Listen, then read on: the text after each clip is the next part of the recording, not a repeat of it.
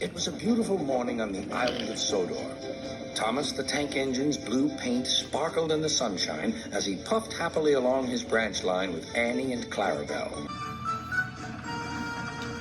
He was feeling very pleased with himself.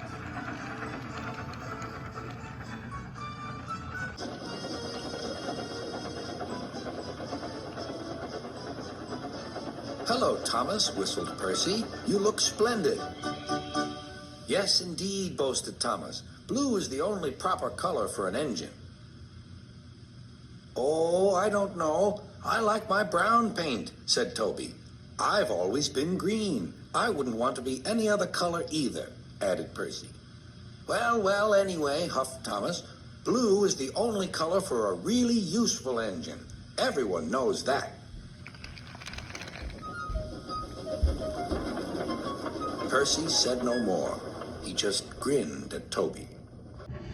Later, Thomas was resting when Percy arrived. A large hopper was loading his freight cars full of coal.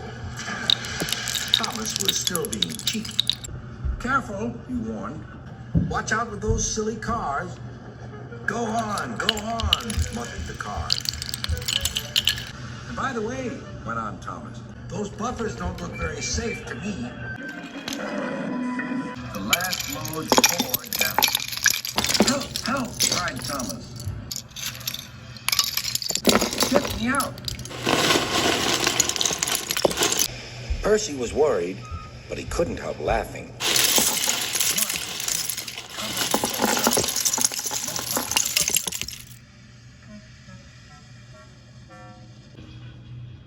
"Ha ha!" chuckled Percy. "You don't look really useful now, Thomas. You look really disgraceful." "I'm not disgraceful," choked Thomas. "You did that on purpose. Get me out."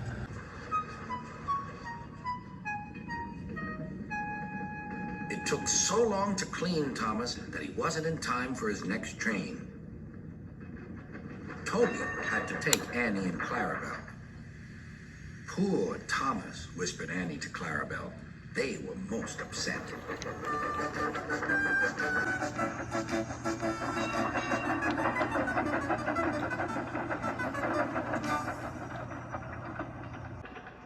Thomas was grumpy in the shed that night.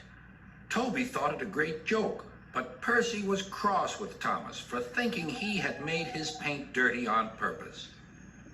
Fancy a really useful blue engine like Thomas becoming a disgrace to Sir Topham Hatt's railway. Next day, Thomas was feeling more cheerful as he watched Percy bring his cars from the junction. The cars were heavy and Percy was tired. "Have a drink," said his driver. "Then you'll feel better." The water column stood at the end of the siding with the unsafe buffers.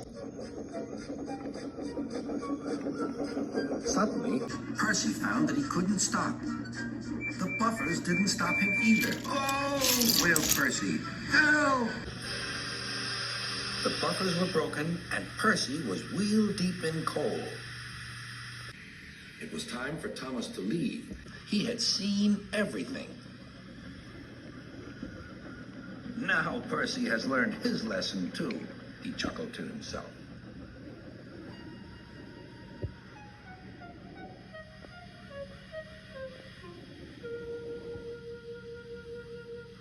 That night, the two engines made up their quarrel.